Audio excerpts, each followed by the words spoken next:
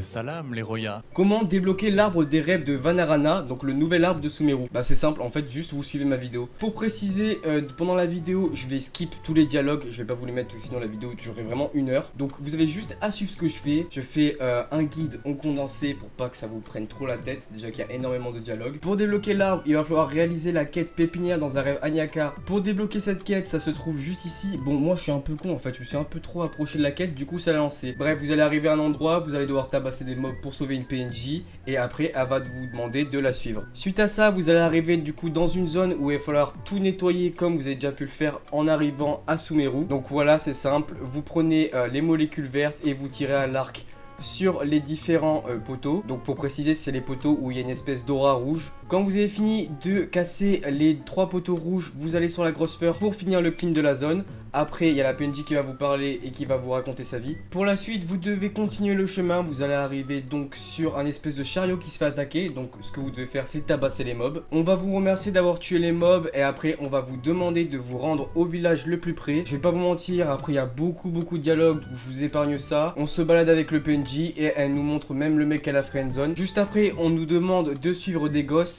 Ne pas les frapper, ne pas les frapper. Arrivé en haut, les enfants nous racontent des légendes et des histoires. Après avoir discuté avec chacun d'entre eux, nous devons partir pour clean une nouvelle zone. Après être arrivé à la grotte, vous répétez le schéma habituel.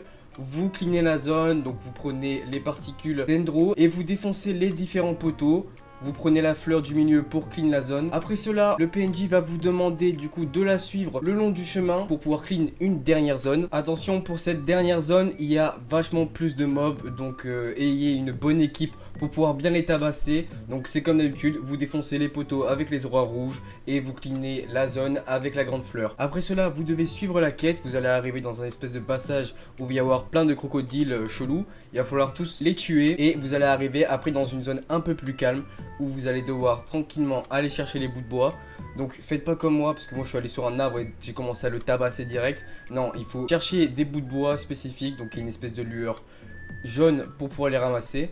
Vous les ramassez, de toute façon c'est pas trop compliqué, au pire regardez en haut de la carte vers à peu près où au niveau de la zone je me situe, mais c'est à gauche du campement. Après avoir allumé un feu et préparé le repas, vous faites un petit date et vous tapez un petit somme. Bien joué à vous, on a fini la première partie, sauf que c'est pas encore terminé, il y a une deuxième partie à cette quête et il faut la faire pour débloquer l'arbre. Pour la deuxième partie, vous devez rebrousser chemin et lors de la quête vous allez vous apercevoir qu'il y a un enfant qui se balade dans la forêt, il est complètement perdu. Il se fait poursuivre par des mobs, donc vous allez devoir éclater quelques mobs sur le passage jusqu'à arriver à une nouvelle zone contaminée. Vous allez vous rendre compte que l'enfant est complètement piégé et pour pouvoir le libérer, vous allez devoir clean encore une nouvelle fois la zone et là, à ce moment-là, quand vous l'aurez clean, vous pourrez sauver l'enfant. Vous retournez ensuite au village, vous raccompagnez l'enfant qui se fait un petit peu engueuler. Suite à ça, vous devez retrouver Rana qui est partie je sais pas où. Au bout d'un moment, on ne la trouve pas, mais on voit une espèce de vague dendro qui nous guide à un chemin. Donc il faut suivre la vague. Après avoir suivi pendant un long moment l'énergie, on se rend compte en fait que le PNJ était tout simplement en train de taper son meilleur somme. Ok, c'est parti. Du coup, maintenant, on attaque vraiment la deuxième partie. Du coup, pour continuer la deuxième partie, on se rend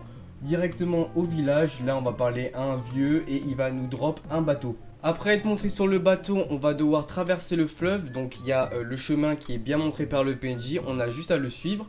On va même devoir resuivre l'espèce d'énergie dendro qui va nous guider dans une zone qui n'est pas affichée sur la map. Je sais pas si vous avez remarqué, mais sur la map, il n'y a pas toutes les zones qui sont éclairées, même si on a pris tous les téléporteurs.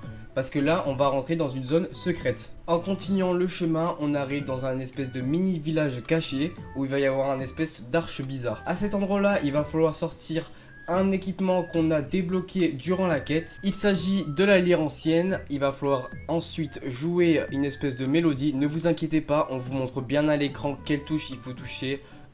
À quel moment. Donc vous allez voir une espèce d'auréole qui va entourer la note. Après avoir joué la mélodie, vous allez devoir traverser l'arche et un espèce de défi va se lancer.